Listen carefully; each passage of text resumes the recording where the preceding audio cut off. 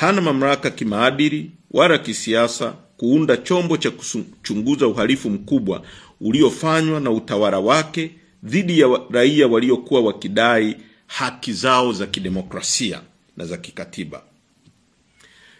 Aidha, kwa mujibu wa sheria ya uchunguzi Commission of Inquiry Act ya 20 ya mwaka 2002 chapter 32, tume ya aina hii ni chombo cha rais kinachofanya kazi kwa matakwa na maelekezo yake, na hata ripoti yake rais ana mamlaka ya kuamua ichapishwe au isichapishwe, iwasilishwe hadharani au ifichwe.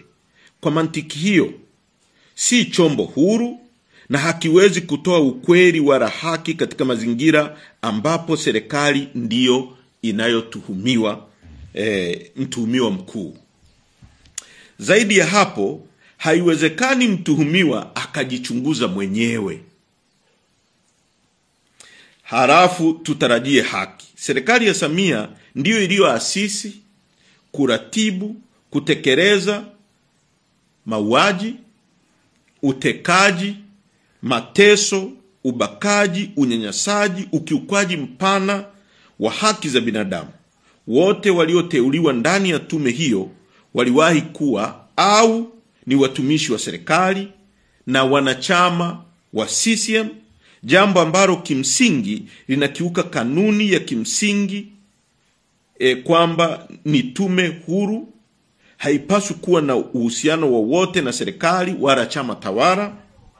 Hawa wajumbe wamekuwa wakati wote sehemu muhimu ya kuingiza nchi yetu kwenye maafa haya, na baadhi yao ni watuhumiwa wa kupanga na au kutekeleza ukiukwaji mkubwa wa haki za binadamu wakiwa kwenye madaraka.